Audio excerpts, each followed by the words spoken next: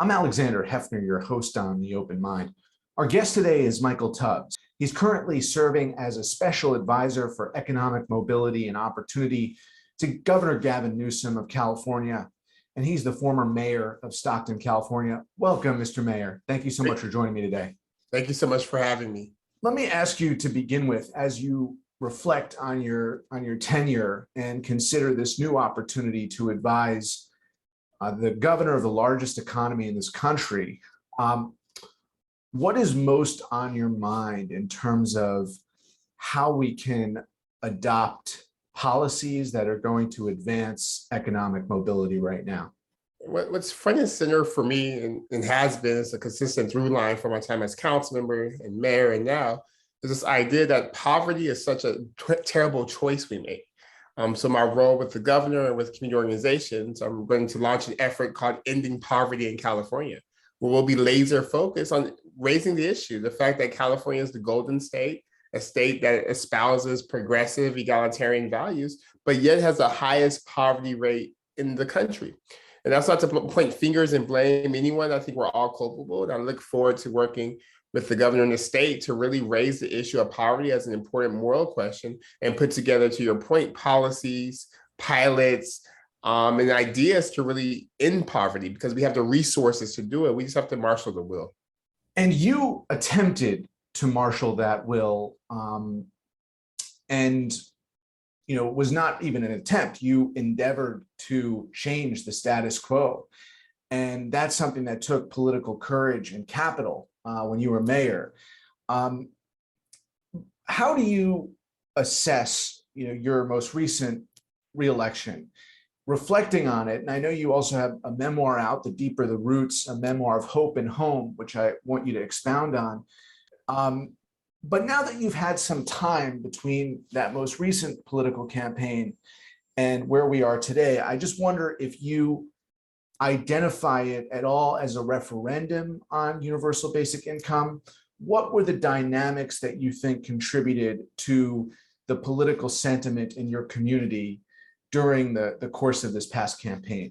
That's book number 2. No, I don't view it as a referendum on universal basic income, particularly because since then, we now have 60 mayors across the country who are part of a group I started called Mayors for Guaranteed Income. We have 24 pilots being ran by said mayors, including the mayor of Los Angeles, the mayor of Atlanta, the mayor of Madison, Wisconsin, the mayor of Cambridge, Massachusetts, et cetera, the mayor of Oakland, California. And we also have money in the state budget, $35 million in the state of California's budget for guaranteed income programs, and had conversations with lawmakers as far away as New Mexico, who's trying to do something in their state. So I don't think it was a referendum on basic income, but I do think it is a sort of testament to the fact that progress comes at a price. Because it wasn't just basic income we did in Stockton. We reformed policing. We led the state in the decline of officer-involved shootings. We were doing things to make sure bad cops were held accountable. We reduced homicides by 40%, not by locking people up, by providing opportunity. And all this is being done by this 26-year-old Black mayor, the youngest mayor ever in this country, but also the first Black mayor in the city. So I think with that came a lot of attention and praise, but also the status quo has a lot of friends. So a lot of enemies, a lot of people who are angry, a lot of people who are upset that kids were getting scholarships, a lot of people upset that the city went from bankruptcy to second most fiscally healthy city. So, and I talk about this in the memoir, The Deeper the Roots, but a blind spot for me was I thought the work was enough. I thought people could see that change is slow, that we started at baseline was rock bottom. So it's going to take some time to get to the top, but we're making phenomenal progress. And while I was working and talking to traditional media outlets, there was a 4-year disinformation campaign from bad actors who were used to running things in the city, who were used to having access to contracts, who were used to setting the agenda. And I just really underestimated sort of the fact that everyone's not going to be happy with bringing change. So in the book, I talk a lot about that. I talk a lot about how purpose isn't tied to position. And I'm really even more so glad with the way I led, because that would have been terrible to have been timid.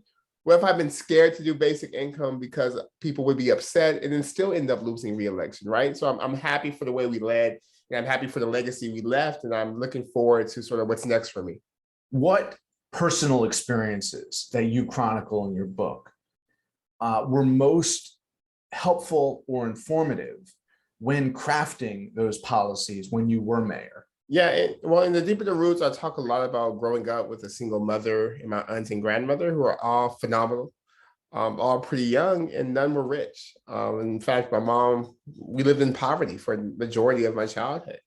And I think from them, I learned that all the tropes we have about people without money aren't true. I never saw my mom mismanage money. I just realized she didn't have a lot of money to manage, that she was always behind because she had to go to check cashing plates because she was paid on the 15th, but bills were due on the 7th, right? And things of that sort. And I think experiences like that gave me the courage to say, let's do a basic income, because it's not about trusting those people. Those people are my people. And I know that they're not lazy. I know that they're not waiting for government to save them. And I know I knew they're going to spend money the way I spend money, because we're all people. I think sort of the murder of my cousin, which I talk about, Donnell James, which I talk about in Deeper the Roots, really informed the work we did around reducing gun violence. Because I think oftentimes when you've lost someone to gun violence, it's hard to summon the compassion for folks who are likely to be perpetrators of gun crimes. But if you look at the data tells us that people who shoot have also been shot, that victims and perpetrators are often one and the same. And I think sort of just being so frustrated and hurt by the murder of my cousin made me very clear-eyed about the need to do something about the fact that the leading cause of death for young Black and Latino men, not just in Stockton, but in these United States, isn't car accidents. It's literally gun violence and homicides. And I think sort of that experience gave me empathy in terms of how upset one is when someone loses a family member to gun violence. I think that allowed me to summon the courage to say, hey, let's identify the guys who are still on our streets, who we know have a propensity for gun violence, and give them an opportunity, give them extra resources, give them extra support, despite the fact that that wasn't necessarily the most politically popular position to take, particularly in 2018. And then I would say having a father who's incarcerated, which I talk about a lot in the Deeper the Roots, also sort of informed my view just on government. The idea that government at its best should keep families together. And also, I think it really had me change my thinking from being all about pulling myself up by bootstraps and agency to realizing that choices matter, but so do policy choices. And we have to create the ecosystems by which people make good choices. So it's really those three experiences: my father being incarcerated, being raised by three phenomenal women, and my cousin being murdered, that led me even to think about being in government and really inform some of the work we did in Stockton and the work we continue to do.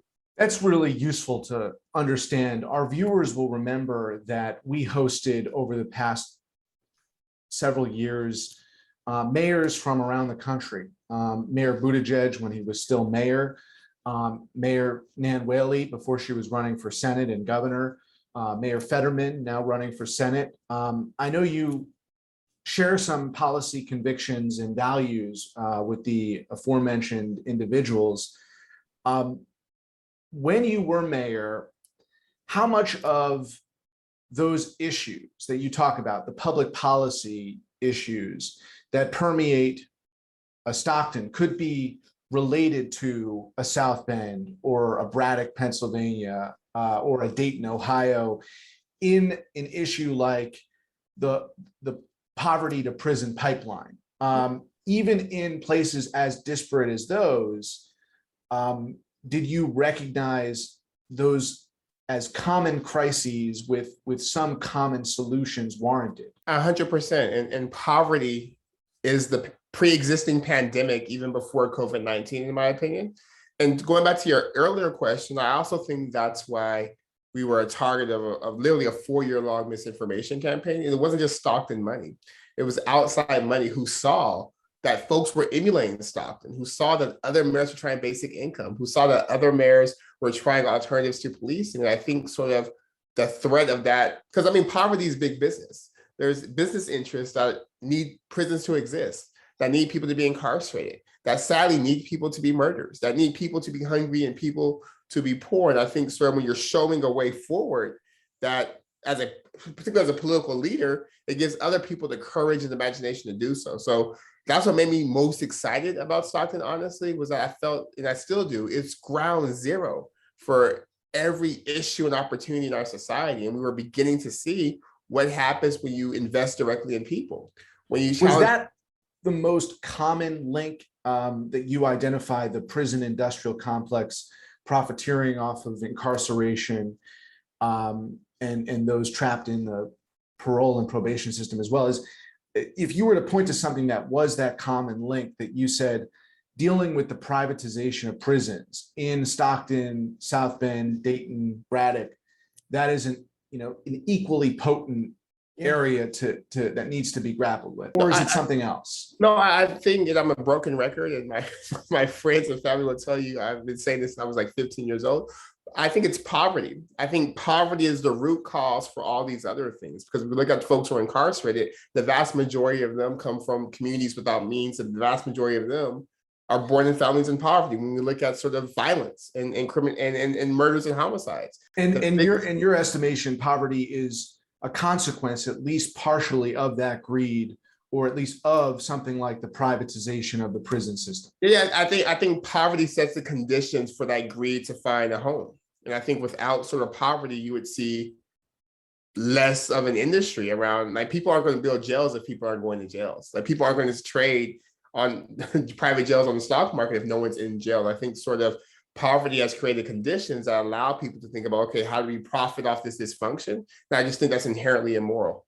So now when we talk about universal basic income, we're talking about it in the context, and I'm pulling up a recent figure. Schwab had reported on this, and most financial experts, scholars, historians of the free market would accept the fact that it is unprecedented that 745, that's 100, right? 745 billionaires have $5 trillion. 50% of all US households, so not individual billionaires, but households, multiple people, have $3 trillion. So that's the capitalism we live with. And I've been calling it a cannibal capitalism, which was the title of a Washington Post reporter's book some years ago, which I thought so perfectly captured the American system right now. But that's the climate in which we're saying, people are working, they're not getting a living wage, and therefore universal basic income, whether you're in poverty or whether you're in a single job or balancing several jobs, is necessary. But so that's the economic context, right? When you say poverty is the problem, we know that precondition, that pre-pandemic reality is this inequity. And it's along racial lines, but it's vast. It's racial, it's cultural, it's geographic. But fundamentally, Mr. Mayor, that's what we're talking about, right? That economic or socioeconomic context. Yeah, and it sounds, when you say it, when you hear it, it sounds so foreign to the America we're taught that we live in, that I think that's part of the work we have to do. It's like raise consciousness. That literally a handful of people, or more than a handful of people, let's say a busload of people, have more collective wealth than hundreds of millions of people in this country. Hundreds of millions of people who are working. Hundreds of millions of people who are actually doing the labor, often at low cost, that made them wealthy. And I think that's what we're going to have to grapple with, or we're going to continue to see polarization. We're going to continue to see this nihilism. We're going to continuously see these fraudulent populist demagogues come up and say, I have an answer, because there is a real problem. It is really frustrating and upsetting for that to be the reality, especially when you're taught that America is the land of opportunity. That America is the place where you can work hard, pull yourself up by your bootstraps, doesn't matter where you're born, doesn't matter who your parents are, and you can make it. And I mean, we can argue whether that has ever been true, but we know for a fact that's especially not true today. I'm given this extreme disparities in wealth. And I say this as someone who knows several billionaires. And I tell them this all the time. It's not about you individually being good or bad, or you individually doing good or bad things with your money. It's about a system that's bad. It's creating these bad outcomes that aren't good for your children, that aren't good for my children, and aren't good for all of us. So we have to fix it.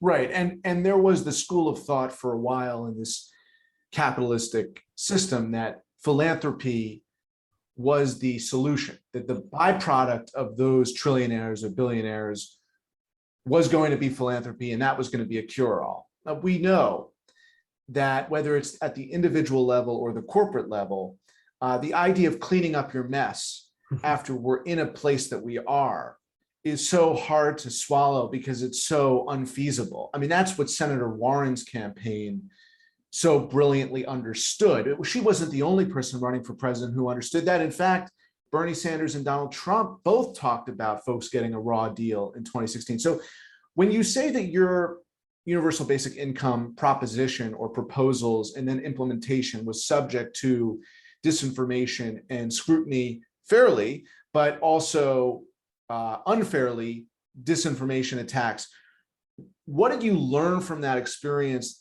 that's going to be the most effective UBI system? Because what Senator Warren and a handful of others recognize is that the balance is so unequal now that this state of disequilibrium is virtually permanent unless there are radical proposals that are implemented to make things modestly more equitable. There's still going to be haves and have-nots, but not at the level there are today. I mean, and potentially they're going to be haves that have a lot of consume a lot, and then they're just going to be people who have, but they have less. Right now we have haves and have-nots. How do you think UBI, you still believe in it, can produce a society that's not have and have not, but folks who have some more, but folks who have a base level of the essential? Well, I appreciate the question. I spent a lot of time sort of thinking about that notion in the deeper the roots. And what I came to is that our goal and our mission is to create a society that we can't create a society with equal outcomes, but we can create a society with just outcomes, with outcomes that are not because of discrimination, not because of massive inequality, but because of, like we think it is, because of effort, because of ability, et cetera. And to your point, I think a universal basic income or a guaranteed income is an important part of a social safety net, but it's not a panacea for everything, particularly because income isn't wealth. Like income and wealth are different things. But I think a basic income, a guaranteed income, et cetera, creates, to your point, a foundation, a floor. So yes, some people may still have 3 houses. Some people may have yachts. Some people may be able to afford to fly into space themselves, but no one will have to be homeless. But no one will be hungry.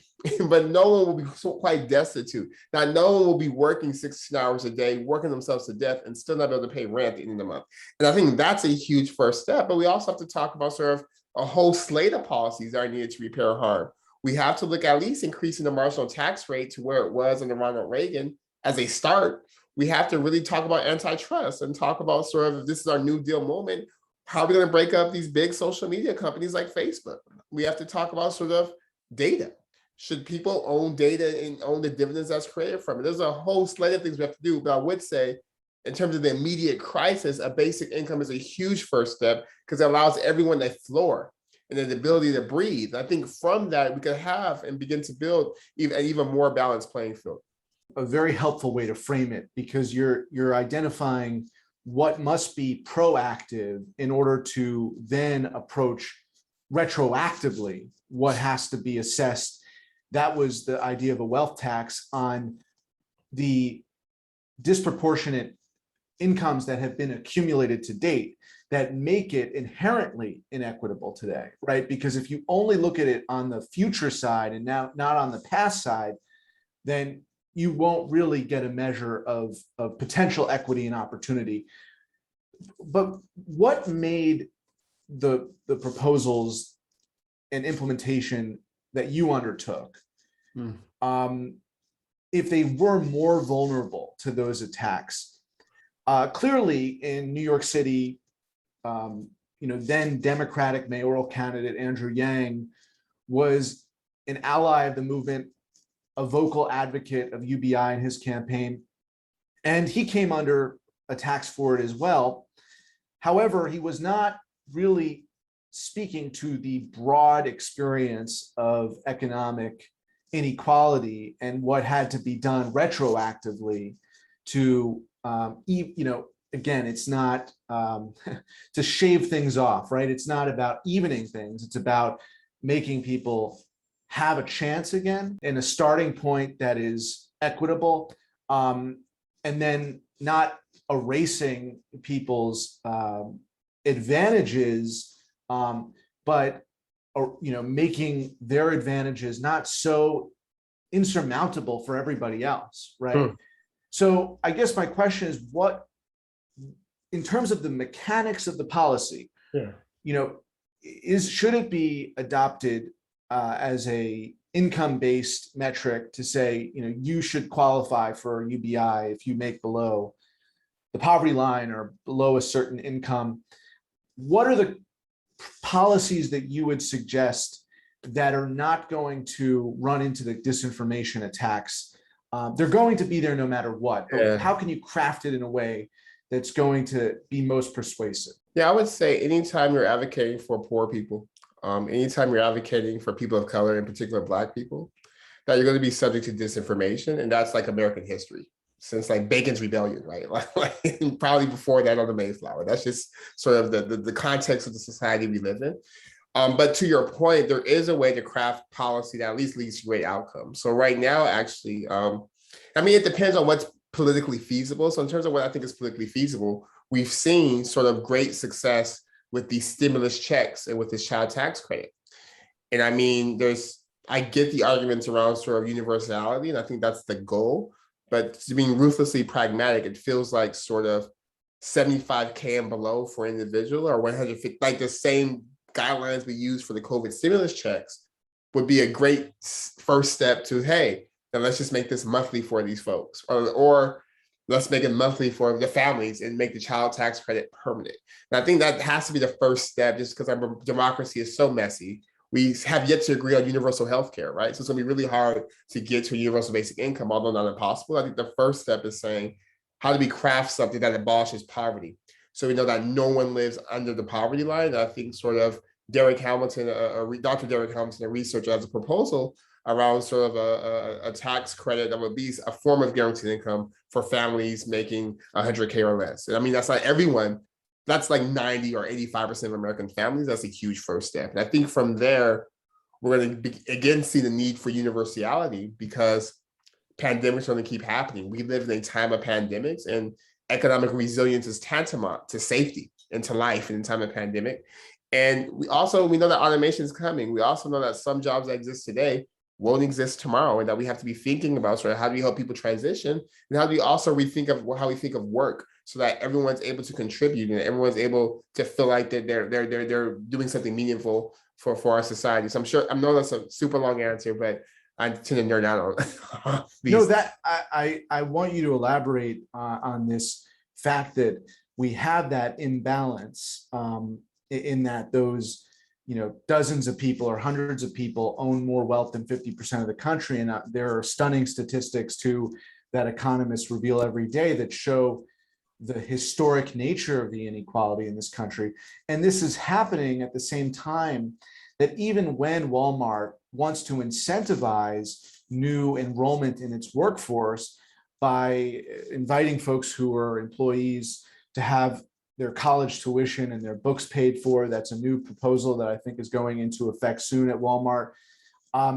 There are other measures that are in under consideration by companies that realize they're not able to fill jobs. And so not only is this historic, inequity is historic.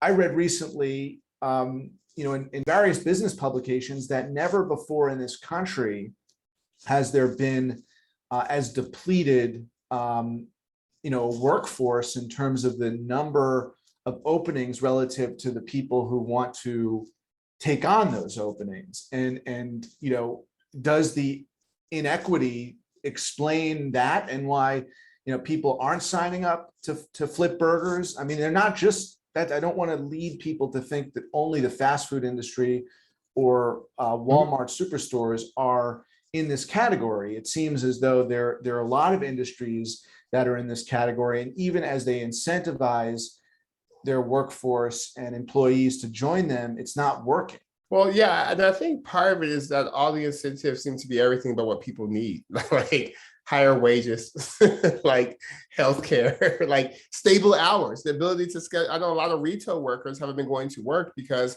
in the context of this pandemic, We have kids who are in school and then on Zoom. We have sort of retail workers who don't have a set schedule every week. And it's hard to balance sort of kids, caregiving, and not knowing what hours you work this week, right? Or we're still in a pandemic. We're still in a pandemic where people may not feel safe working in sort of high contact environments. We're still in a pandemic where people may not feel safe because they're living, because of the inequality, they're living 2-3 generations in a house. So there's no, so grandma or grandpa or immunocompromised child there. So I do think this is a real reckoning in terms of, wow, stock market is doing so great.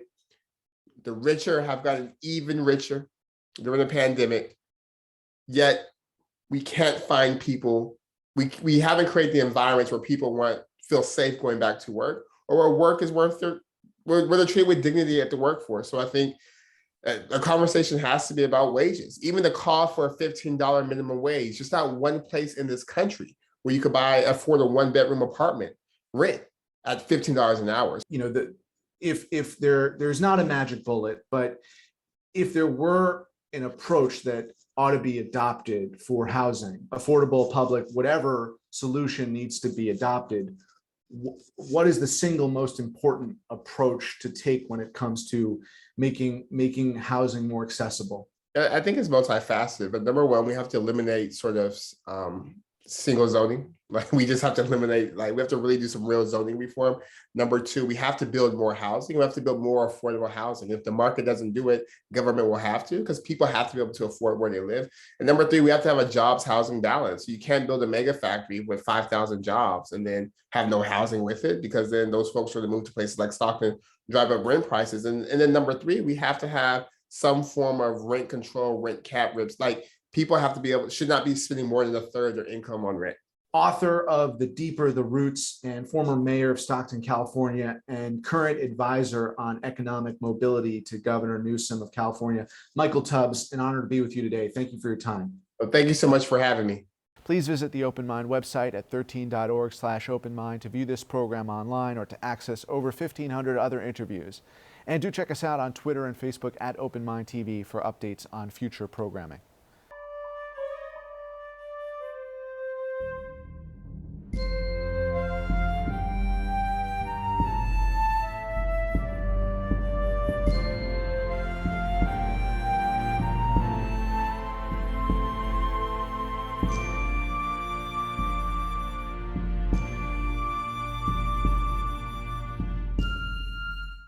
Continuing production of The Open Mind has been made possible by grants from Ann Olnick, Joan Gans Cooney, Lawrence B. Benenson, the Engelson Family Foundation, Alfred P. Sloan Foundation, the John S. and James L. Knight Foundation, William and Flora Hewlett Foundation, Joanne and Kenneth Wellner Foundation, and from the corporate community, Mutual of America.